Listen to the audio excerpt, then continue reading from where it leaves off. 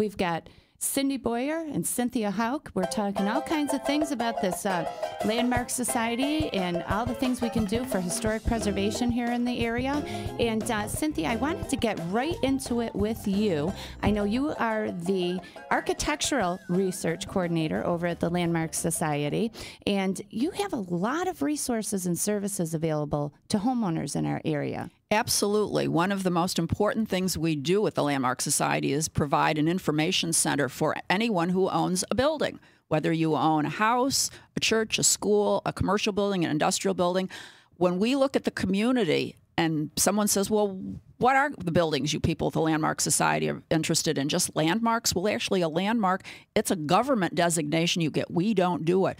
We're interested in historic resources, and that means anything that was built 50 or more years ago. Well, if you look around the community, that's 1960 and before. Sweet. That's thousands and thousands of buildings. So just about in any community where you live, work, shop, play, drive, you're looking at historic buildings all the time. Only in Rochester City? I'm sorry, Brenna. Only in the city of Rochester? Or? Oh, absolutely not. We are in Sweet. We cover a 9-county area from Medina on the west all the way over to Seneca Falls and down to Hammondsport. And we get calls from elsewhere. We've also people have found our website and called from out of state saying, could you help me? I have a house with a slate roof, or I have a barn that has problems, or our church needs funding. Is there a grant available? And that's where we provide our information central for all of those things. That's an interesting statement you just made to me, house with a slate roof. So basically they would need to preserve that home to its original.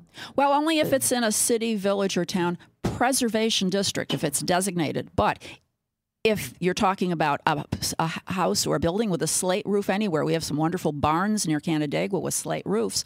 They can call the Landmark Society, and often we, first of all, say, well, it's most likely less expensive to keep the slate roof and repair what you have, even if you do over phases.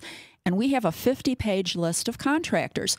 We can find people and know of talented workers who are doing all the skills you might need, where you might have assumed, well, the last person that did something like that probably died 90 years ago. Yeah. We have craftsmen in our region who can do just about any kind of repair, from slate roofs, copper gutters, decorative plaster, stained glass.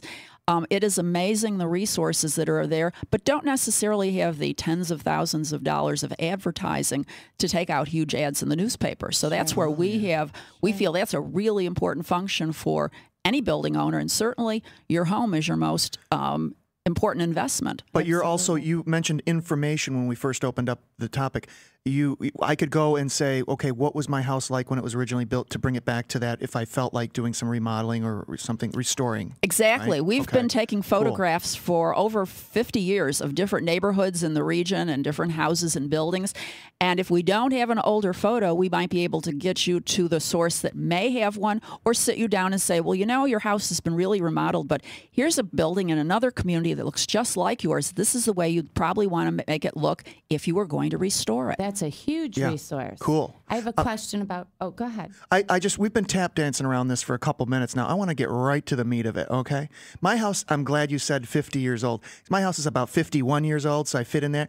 How much of a grant can I get? I just want some juice. $30,000? What can I get for not, you know what I mean, that I don't have to pay back? Well, I'll try to make what's this available to me? Well, it depends on what neighborhood and what community you're in. Typically, the grant funding is very limited, and it's usually for more distressed neighborhoods, depending on the. Well, mine's distressed. I live in a distressed area. What is the correct answer?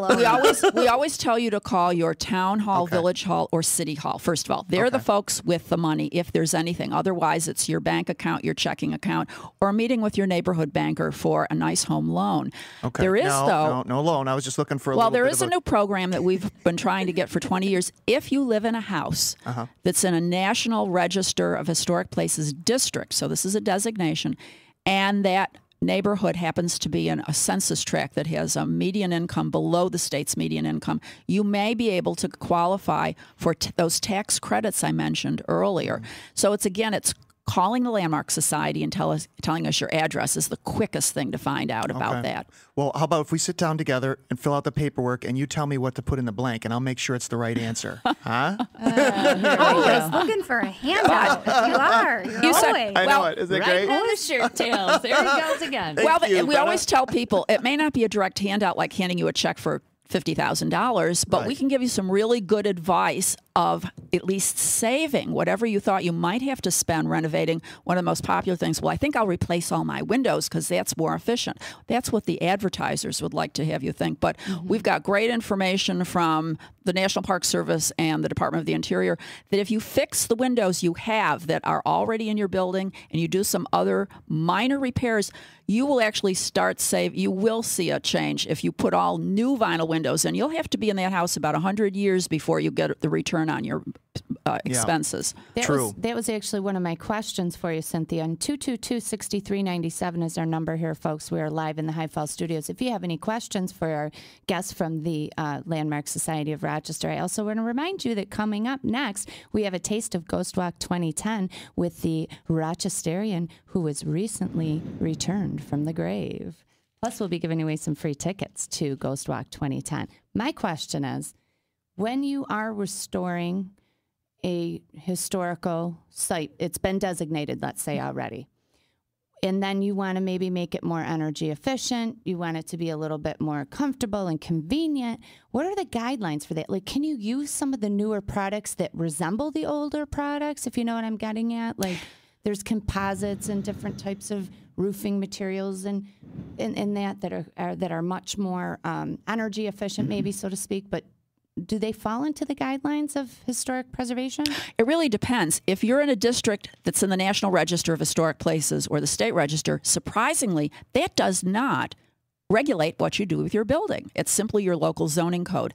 It's only if you're in a City of Rochester designated preservation district, or if maybe you're in a town or village, that's when you have to have exterior changes reviewed by that local preservation board. So that's an interesting, confusing dilemma for some owners.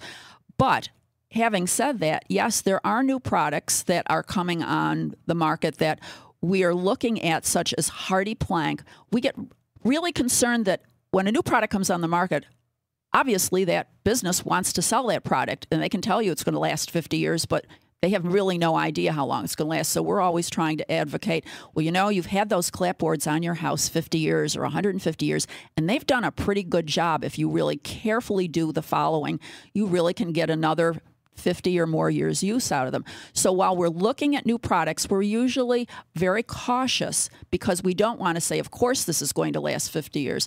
And so we do, but again, we sit down with each individual person who calls, or if they'd like to call and meet with us at our Landmark Society, or going to our website, landmarksociety.org.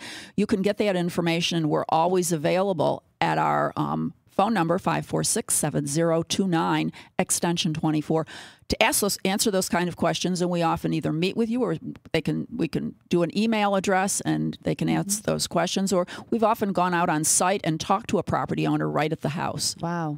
What a resource. Cynthia, thank you so much. We're going to take a quick break. When we come back, we're going to tell some ghost stories. Real excited about that. We're going to give away some tickets to the Ghost Walk 2010. And we're going to talk a little bit more with Cindy and Cynthia on how the Landmark Society of Rochester can help you. We'll be right back.